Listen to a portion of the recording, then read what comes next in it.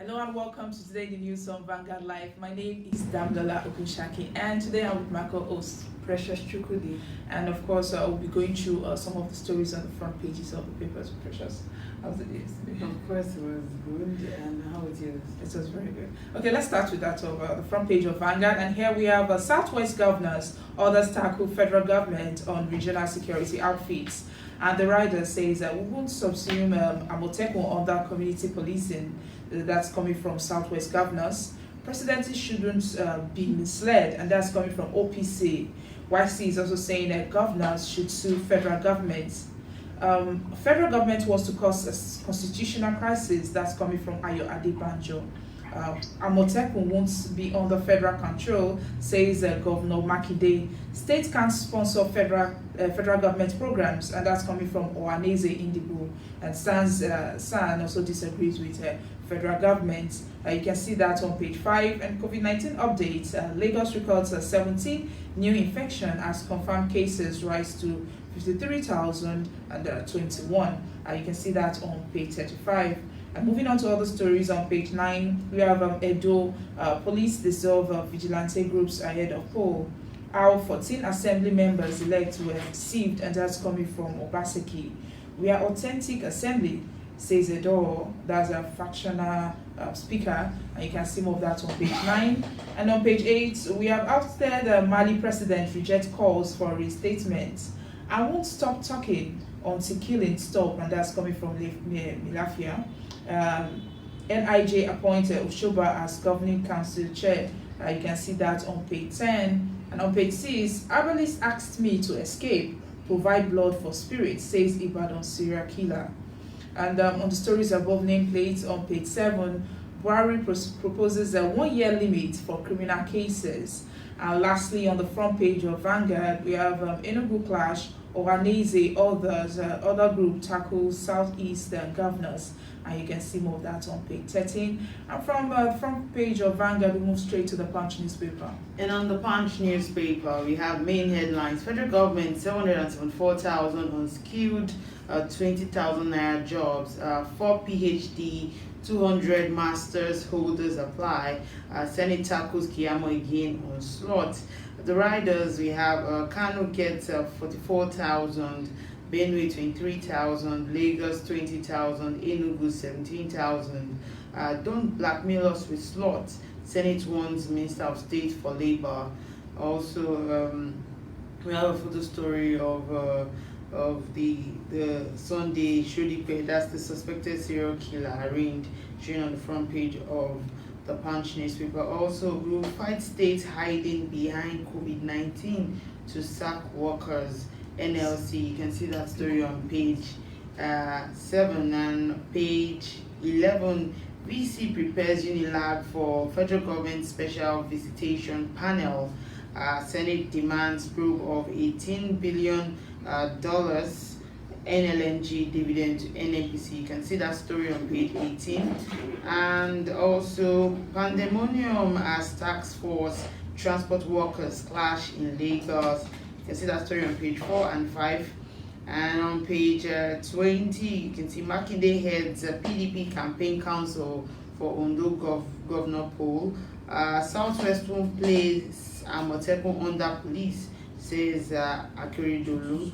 And that's all we can take on the front page of the Punch newspaper. And also, moving on to the Nation, you have ÀMޮTÉKùN won't be under Inspector General, says Akeredolu and Makinde. A Southwest state reject proposal to put security outfits under police. You can see that on the front page of the Nation, and it continues on page 4. And lastly, on the front page of the Nation, we have AFDP capital base hits $115 billion, says additional mandate for renewal, and you can see that on page 4. And from the Nation, we'll move straight to ThisDay newspaper. And on ThisDay newspaper, we have main headlines.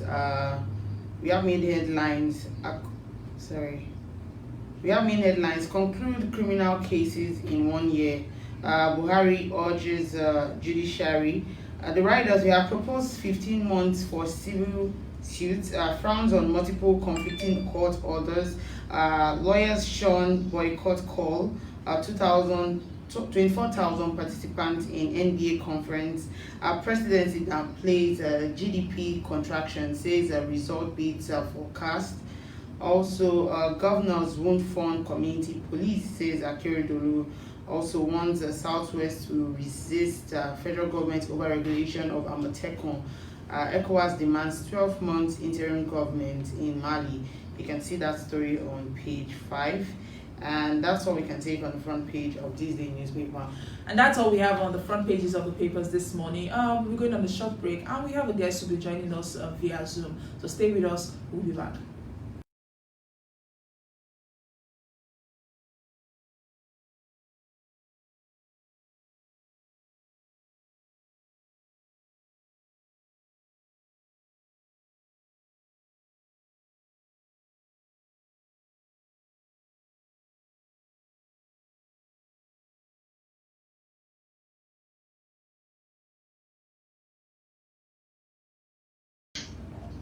All right, welcome back. If you're just joining us, this is Today in the Newton Vanguard Live.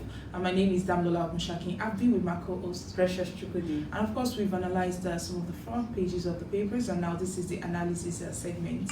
Of course, we have a guest also who's joining us via Zoom, and that's the person of Mr. Gbero Olajuipe, Executive Director, Emergency and Risk Alerts, former head Humanitarian and Resilience Conflict and Emergencies Action Aid Nigeria. You're welcome, Mr. Gbero.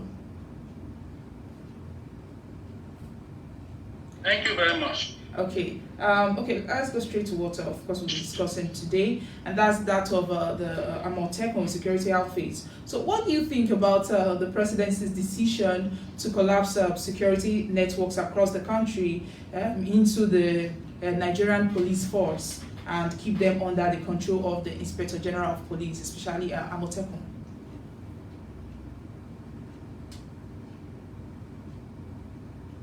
Mr. Gbero. I think we are having okay. Well, how can he collapse what he has not created? That is the first thing to look at it. Hello, can you hear me? Yes, we can hear you. Hello? Hello? Go ahead. Mr. Gbero. Yes, I'm just responding that how can the president collapse what he has not created? It's not within his purview to begin to direct the operation of an agency that states have created under the law.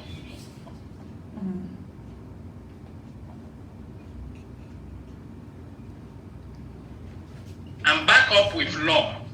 It is created at the discretion of the state within the region.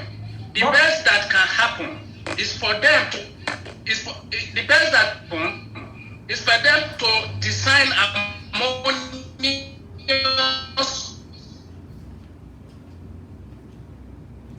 Mr. Gbero, way of working together.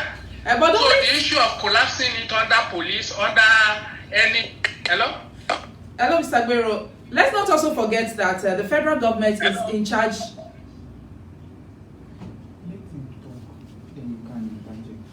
What? Okay, you can continue.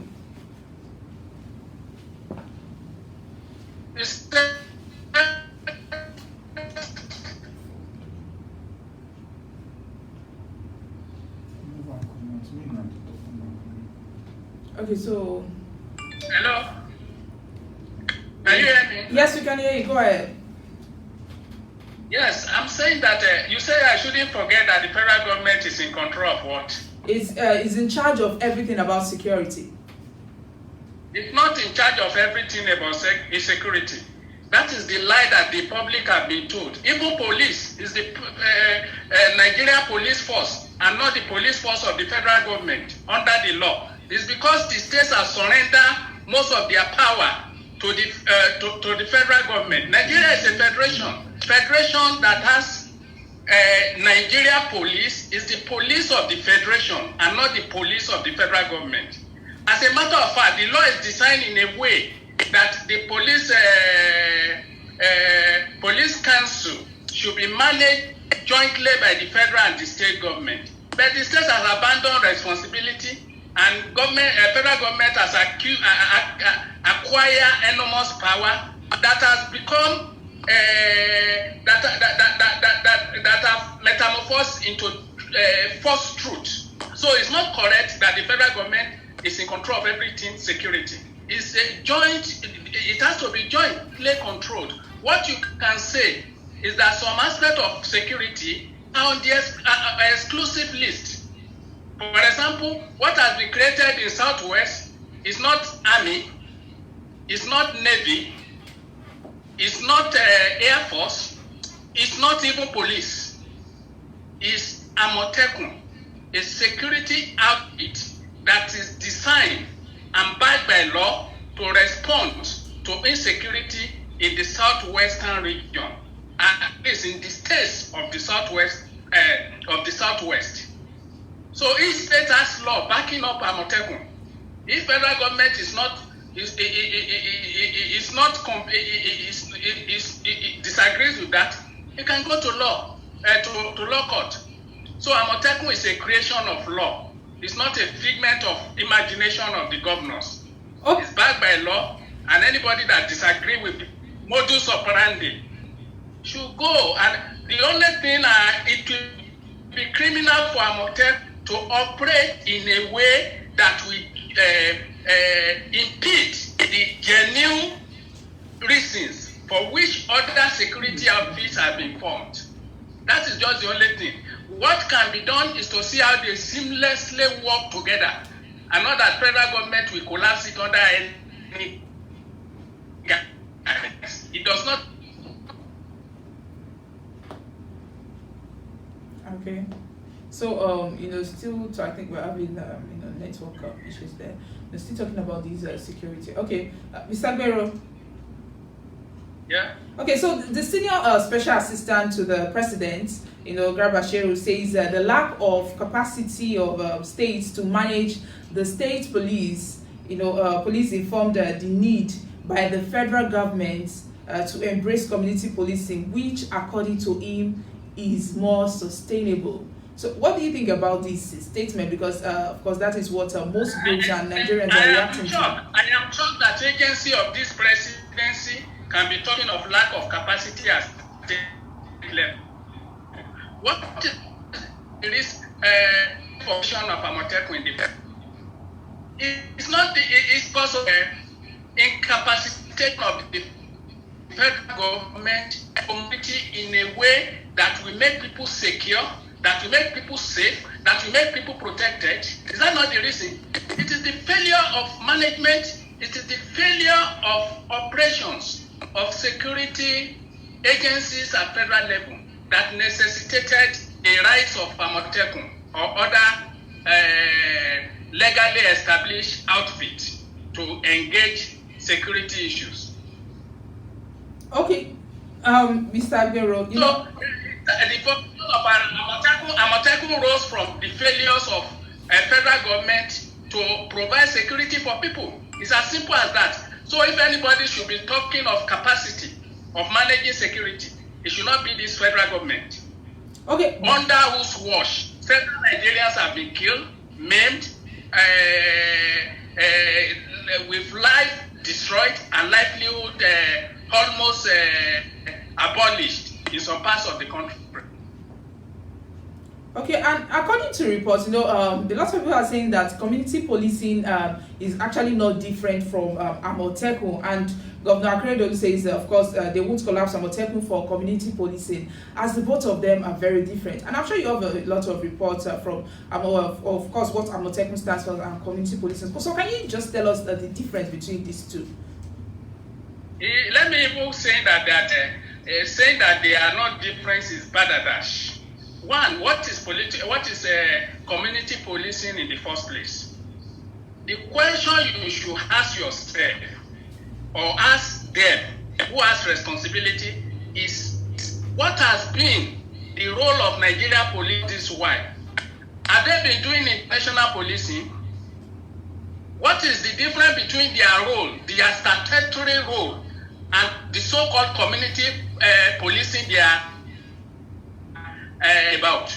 There's nothing special about community policing other than that Nigeria police has derelated in its duty He has not played that role sufficiently to make people, to make sure that people are brought on board in terms of internal security management.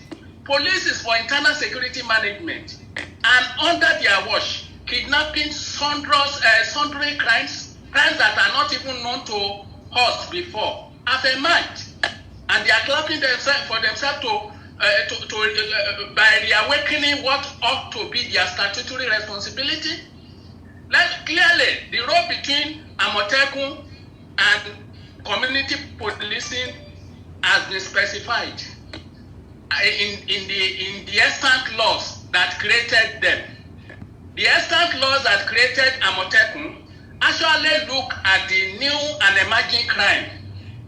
And this ÀMޮTÉKùN security outfit is expected to go into the interior of the state to work, to the interior, to work with community, to work with those who are ready to collaborate with them. If you collapse it into, if there's no difference between that and community policing, why is the need? There's nothing called community policing. Community policing should have been the cardinal strategy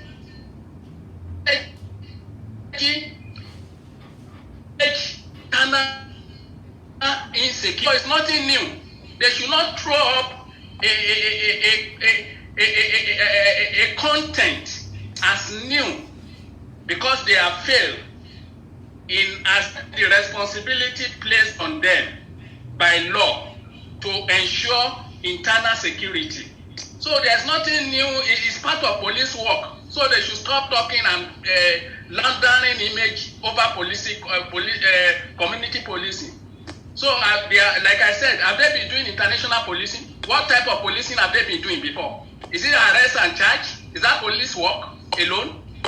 So it's a comprehensive work that police should and draw a very new strategy, and we bring information to that agency and stop comparing one new agency that arose from its own failure to another. So the work of ÀMޮTÉKùN to be forests of the southwest, where the kidnappers have found refuge, where they have created heinous crime of abduction, crime of heinous crime of extorting money, illegal their victims. And other crimes that may arise within which the law expects them to perform. So there's the different established them. Right, there is a lot of difference between they are even the same name in the first place, the same responsibility according. They don't have the same culture according to their training, and they are not expected. Okay, Mr. Agbero. To any means to that, the convergence between the two agencies is providing security for all. They can work together. I'm not disputing that. If they are the same, why the creation? So ÀMޮTÉKùN is not under police. It's not the creation of a federal act. Okay, Mr. Agbero, you know, the main thing now that is actually why people are actually talking about you know, the funding. The funding of this thing, who do you actually think should fund it? Is it the Southwest governors or the federal government? That's very serious.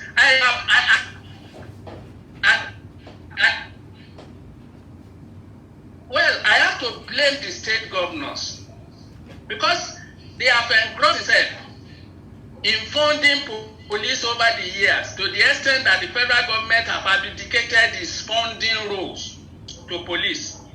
I have said that police is a federation agency. Ordinarily, they are supposed to be joint meeting. For example, the president should not be in position to appoint IG for the police. the appointment of IG should be at the joint meeting of all the governors and the president and other members of police council. But what we have seen over the year is a president becoming omnipotently powerful to the extent that he has snatched even the joint roles that Nigerian constitution has created in reference to operation, in reference to appointment, in response to Inspector General of Police, and other even developed strategy for policing in Nigeria. So it's not a federal responsibility. If they don't want them, state government to fund police, what they should do is for them to go whole hog. There must be reawakening of the law that places the joint responsibility on the laps, and that you will be controlling, appointing IG, removing IG, controlling IG, directing even operation of police of the center, and you want the state to be funding that. That is wrong. So people work that out, but then over the years, states have been left to play a very vital, possibly necessary role in terms of funding police. All right, that's energy now. That fund should be directed, should be channeled to funding their own operations of their own agencies. In this wise, in the Southwest, the ÀMޮTÉKÀN agency, especially the type of money they collect their security votes, should be channeled so that ends right now. If the federal government wants to fund community policing, it's not about funding alone. Law is not about funding alone. What the law has said ab initio in terms of management of police should be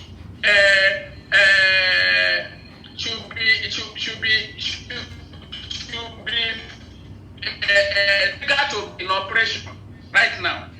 So at that level, we cannot begin to talk of joint funding, joint administration, joint development of security strategy, and all other initiatives that we want to jointly bring on board.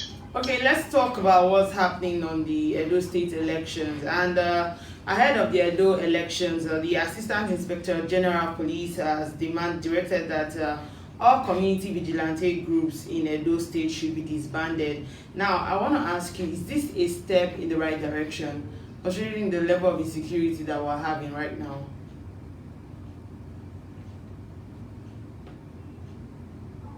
Well, I don't know how we respond to issues. There are crises or probable or possible crises. There are you can look forward and look at that. What police should have done in the first place is to do diligent research on the cause of crisis in Edo State, cause of potential violence in Edo State. Okay, are they concluding that all those problems in Edo State are likely to be caused by the vigilante groups? Is that what they are saying?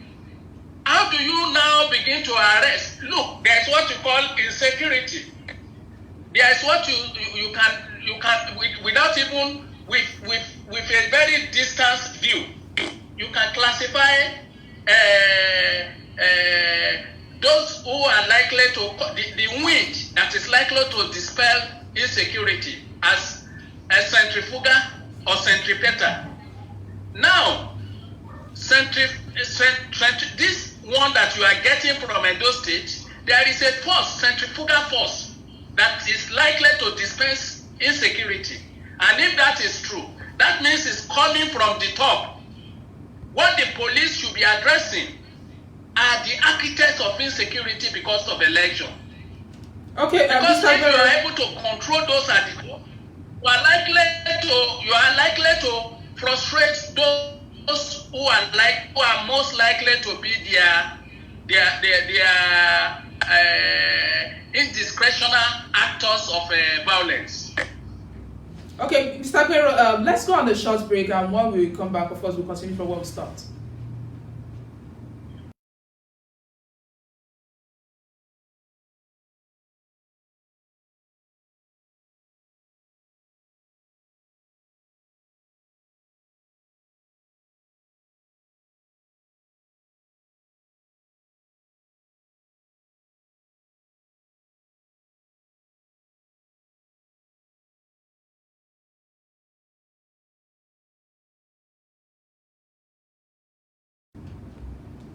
All right, welcome back, and we're still with Mr. Benro Ladrigbe. And okay, let's just talk about how the APC chieftain and 3,000 others have defected to PDP in Ovia Northeast. How do you think this would affect the election?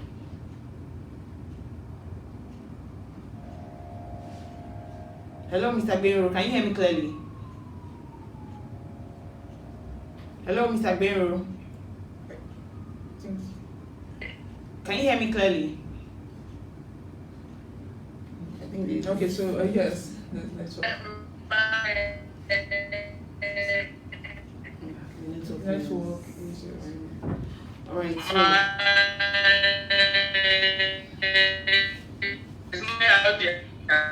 My concern is necessarily how defection will affect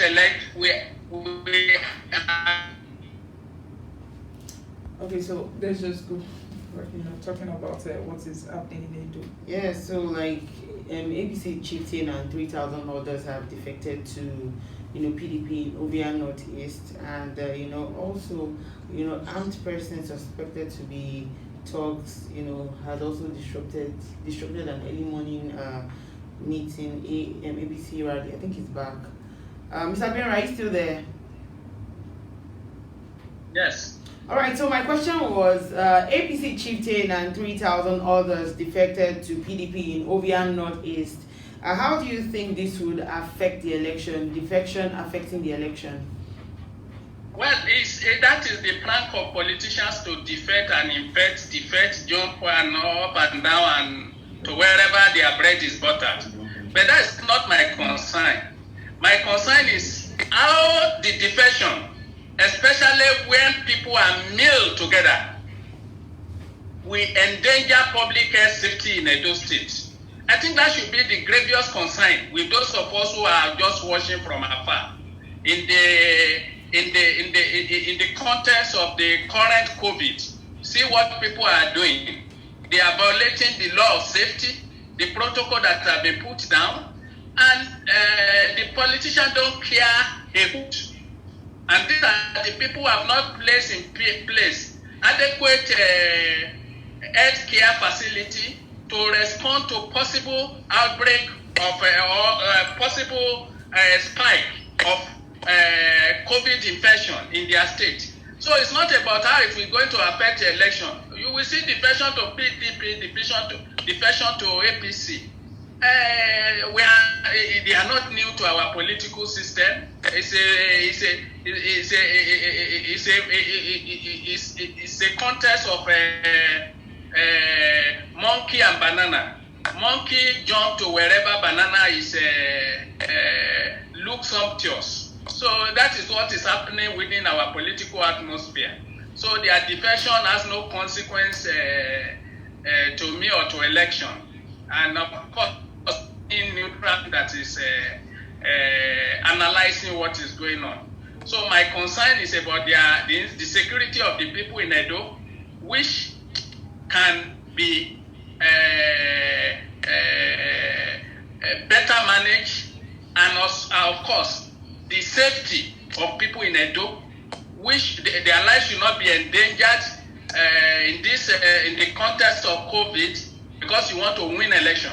So I don't care about defection. That is part of a political infection that our politicians have been afflicted with over years. Okay, so let's look at this. The President, Muhammadu Buhari, has proposed a 12-month time limit for criminal cases to be heard and decided upon. What are your thoughts on what the President has said?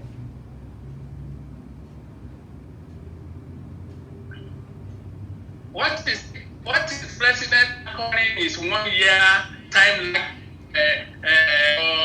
for session of criminal justice on. Because it's easier said than done. When you are talking, what he has said, that state has fishing implication in terms of financing judiciary, of expanding the numbers of judges and courts, in terms of providing equipment and conditions of services that will enable the judges to perform their work efficiently and effectively. In terms of affording them modern technology that will respond to its quickness. On that, the